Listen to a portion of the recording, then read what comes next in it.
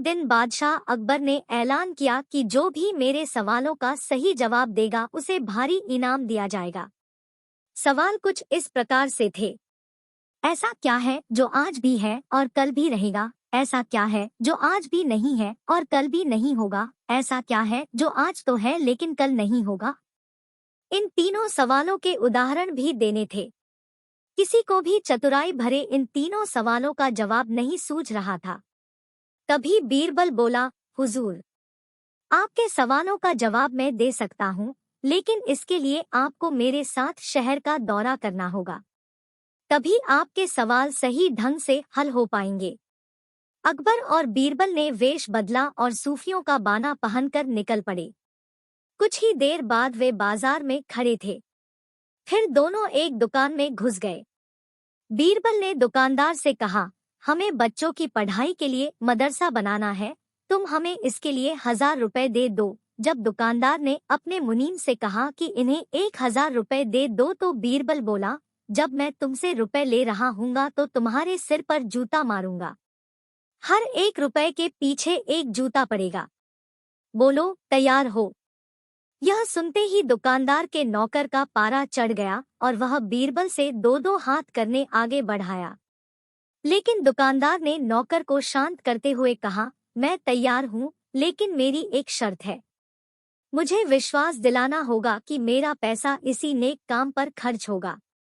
ऐसा कहते हुए दुकानदार ने सिर झुका दिया और बीरबल से बोला कि जूता मारना शुरू करें। तब बीरबल व अकबर बिना कुछ कहे सुने दुकान से बाहर निकल आए। दोनों चुपचाप चले जा रहे थे कि तभी बीरबल ने मौन तोड़ा, बंदा परवर। दुकान में जो कुछ हुआ उसका मतलब है कि दुकानदार के पास आज पैसा है और उस पैसे को नेक कामों में लगाने की नीयत भी, जो उसे आने वाले कल भविष्य में नाम देगी।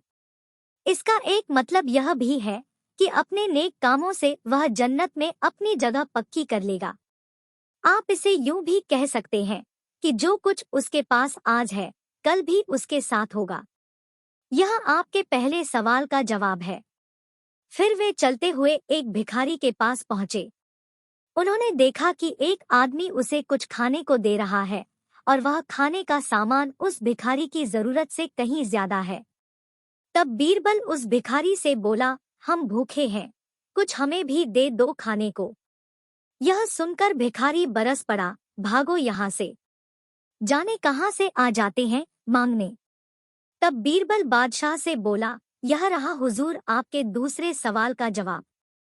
यह भिखारी ईश्वर को खुश करना नहीं जानता। इसका मतलब यह है कि जो कुछ इसके पास आज है वो कल नहीं होगा। दोनों फिर आगे बढ़ गए। उन्होंने देखा कि एक तपस्वी पेड़ के नीचे तपस्या कर रहा है। बीरबल ने पास जाकर उसके सामने कुछ पैसे रखे। तब वह तपस्वी बोला, इसे हटाओ यहाँ से, मेरे लिए यह बेईमानी से पाया गया पैसा है, ऐसा पैसा मुझे नहीं चाहिए। अब बीरबल बोला, हुजूर, इसका मतलब यह हुआ कि अभी तो नहीं है लेकिन बाद में हो सकता है। आज यह तपस्वी सभी सुखों को नकार रहा है, लेकिन कल यही सब सुख इसके पास होंगे। और हुजूर, चौथी मिसाल आप खुद हैं। पिछले जन्म में आपने शुभ कर्म किए थे जो यह जीवन आप शानो शौकत के साथ बिता रहे हैं, किसी चीज की कोई कमी नहीं। यदि आपने इसी तरह ईमानदारी और न्यायप्रियता से राज करना जारी रखा तो कोई कारण नहीं कि यह सब कुछ कल भी आपके पास न हो। लेकिन यह न भूले कि यदि आप राह भटक गए तो कुछ साथ नहीं रहेगा। अपने सवालों के बुद्धिमत्तापूर्ण चतुराई भरे जवाब सुनकर बादशाह अकबर बेहद खुश हुए।